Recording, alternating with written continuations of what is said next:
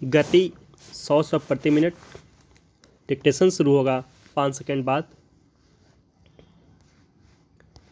Ready, start. Uttarakhand के जोशीमठ से आ रही तस्वीरें और वीडियो हृदय विदारक हैं। अपने पुरखों के घर को त्यागते बासिंदों का विलाप किसी भी संवेदनशील व्यक्ति को मर्माहत कर देता है, पर विकल्प ही क्या रह बचा था। यह अच्छी बात है कि प्रशासन ने राहत एवं बचाव कार्यों में तेजी लाते हुए करीब 4000 लोगों को जोखिम वाले घरों से सुरक्षित निकाल लिया है और उनके लिए फौरी वैकल्पिक व्यवस्था की गई है। ब्यूरो के मुताबिक जमीन धंसने से अब तक लगभग 600 घरों में दरारें आई हैं और सबसे बुरी हालत वाली इमारतें गिराई जा रही हैं। पूरे जोशीमठ को सुरक्षा के लिहाज से खतरनाक, मध्यवर्ती व पूर्ण सुरक्षित क्षेत्रों में बांटकर काम किया जा रहा है। प्रधानमंत्री नरेंद्र मोदी के सीधे हस्तक्षेप से उम्मीद है कि जोशीमठ के आपदाग्रस्त लोगों को बेहतर मदद मिल सकेगी और स्थानीय प्रशासन को लेकर उनका असंतोष भी कुछ कम होगा। जोशीमठ की ऐतिहासिकता और सनातन धर्म में उसकी अहमियत किसी से छिपी नहीं है, लेकिन दुर्योग से हमने उसे अक्षुण्ण रखने को पर्याप्त महत्व नहीं दिया। अगर दिया होता तो इंसानी बसाहट और उसकी ज़रूरतों के परिणाम पर भी संजीदगी से विचार हुआ होता। 8वीं सदी में आदि शंकराचार्य ने यहाँ पीठ की स्थापना की थी। सन 1872 तक यहाँ की आबादी महज 455 थी, लेकिन अगले 100 वर्षों में ही यह संख्या 12,000 के पार पहुँच गई। तो स्वाभाविक ही उसकी पारिस्थितिकी पर असर पड़ना था। वहाँ हजारों की तादाद में घर, सराय और होटलों की तामीर कर दी गई।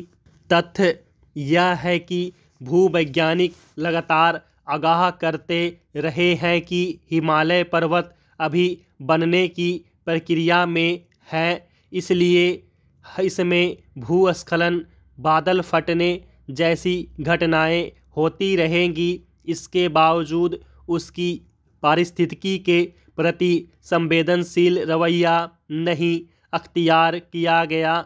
सच तो यह है कि बढ़ती मानव गतिविधियों ने जोशीमठ ही नहीं, तमाम पहाड़ी इलाकों के वातावरण को प्रभावित किया है।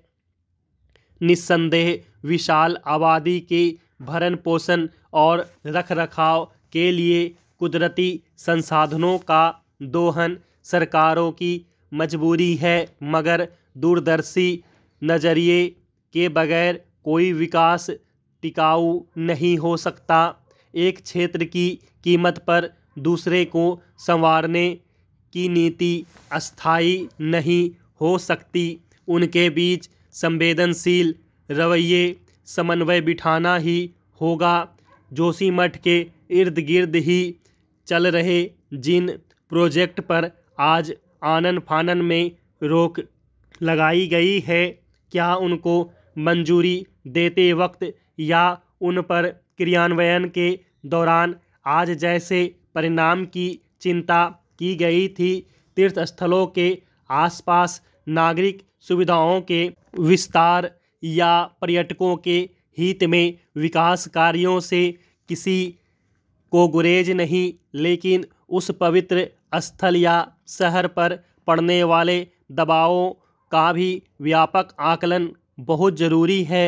देवभूमि उत्तराखंड में सदियों से श्रद्धालु और सैलानी आते रहे हैं, मगर हालिया दशकों में भौतिकतावादी दृष्टि ने आस्था पर सुविधाओं का दबाव इतना बढ़ा दिया है कि आपको हर एक धर्म स्थल पर लगभग होटल और विश्राम गृह मिल जाएंगे। विडंबना देखिए, जोशीमठ में आज कुछ होटलों को तोड़ने की व्यवस्था तब महसूस हुई जब वह गुफा ध्वस्त हो गई है जिसमें आदि शंकर ने तपस्या की थी।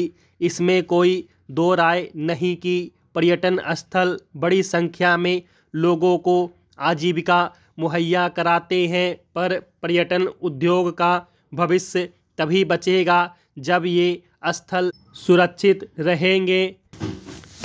जब से बिहार में जातिगत जनगणना शुरू हुई है तभी से यह सवाल पूछा जा रहा है कि क्या मुख्यमंत्री नीतीश कुमार की पहल पर शुरू हुई यह जनगणना महज राजनीतिक लाभ कमाने की कवायद है या यह पिछड़े तबकों के सामाजिक आर्थिक उत्थान में सचमुच मददगार साबित होगी।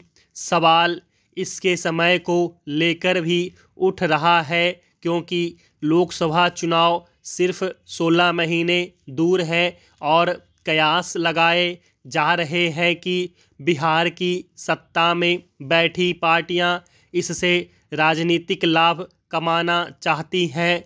कुछ ऐसे लोग भी हैं जिनका तर्क है कि बिहार में जातिगत जनगणना क्यों जरूरी है। फिलहाल यह बता पाना कठिन है कि बिहार की जातिगत जनगणना राजनीति से प्रेरित कोई सियासी खेल है या पिछड़े वर्गों के सामाजिक आर्थिक पिछड़ेपन को दूर करने की सरकार की नेक कवायद।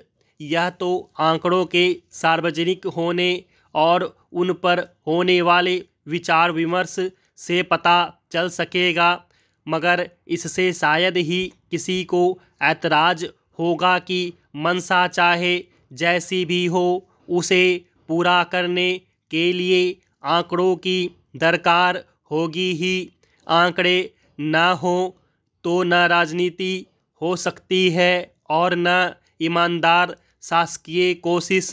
ऐसे में जातियों की संख्या पता लगाने और उनकी सामाजिक व आर्थिक स्थिति को जांचने के लिए जातिगत जनगणना का यह प्रयास तारीफ के काबिल है।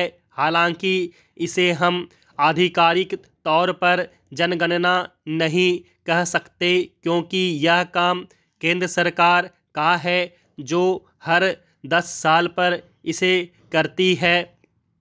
बहस इस बात पर भी है कि जब केंद्र सरकार इस तरह की जनगणना को लेकर उत्साहित नहीं है तब बिहार इसको लेकर इतना आग्रही क्यों है।